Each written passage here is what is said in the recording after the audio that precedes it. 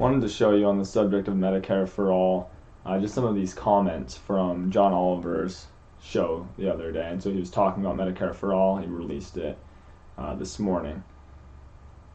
So this is highlighting people in the U.S. saying a horror story in which all the doctors were in network, but the pharmacy inside the hospital was not in the network and would only be authorized by the insurance company to get out 21-day supplies.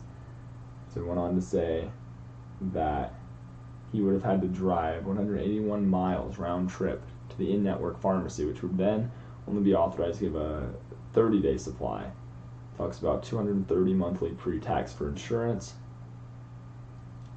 And so on the idea of like inefficiency, John Oliver talks about a company in Utah where they're paying their companies to, or where they're paying their employees to go and get their prescription drugs from Mexico. This is what people like Bernie mean when they say that our company is not designed to be efficient. In reality, it is designed to create enormous profits for a select few individuals. Let's go ahead and look and see what people from Europe are saying in countries where they actually have Medicare for All. So right here you have Ellen saying, I live in Sweden. My 8-year-old sister has had to get a heart surgery. She was in the hospital for 11 days. We didn't have to pay a single dollar. The fact that some Americans' lives can be turned upside down over a medical bill is insane and heartbreaking. Right here, talking about Spanish. And saying that, so in Spain, like the Social Security works fine for a country that's less wealthy than the UK or Canada. Highlights that there are long waiting times sometimes, but it's more than enough. And that people can live carefree. Denmark, where everyone has free health care. People can go to a private hospital if they want. Nobody has to ask for donations from others to get their medical care. The fact that people have to create GoFundMes in the U.S. and basically beg their friends and family and maybe associates to try and save their lives is incredibly sad. I understand these insurance companies recognize that the majority of Americans want a Medicare for All system. They're doing everything they can to try and persuade less informed individuals. These companies do a good job of masking their own self-interest and trying to make it seem like it is in the public's interest. They have a lot of scare tactics that they use to try and convince people.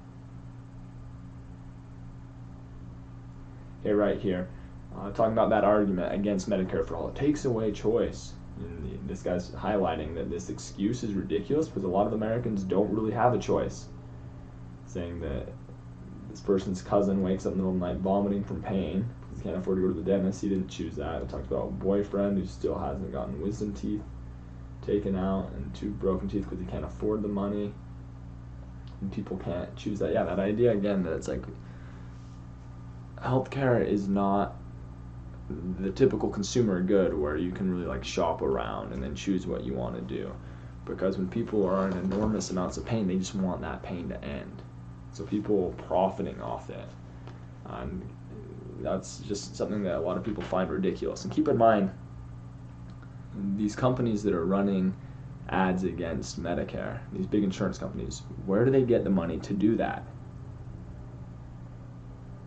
They get the money from not covering people who have paid in. They have all of these basically like fine print type conditions where they can deny people coverage even after the people have paid them a lot of money. Okay, right here, this idea, someone's saying one thing that they wish John Oliver brought up was that when the cost of an individual visit to the doctor is no longer an issue, a lot of people would go see the doctor about minor health issues. This would lead to a lot of medical problems, like a lot of bigger medical problems being caught and treated in early stages, and less people suffering from serious medical issues, and it would be a net benefit to society. Right here, I'm from Spain, and I can tell you, USA Medicare for All is the answer. We have public health care here, and even though it's not perfect, it's good. No living person should be charged for minimum medical attention. Every time I hear a story about how someone has to pay $220 approximate for having the flu. It breaks my heart. It should be free. Again, if employers aren't covering insurance, then maybe they would pay people more.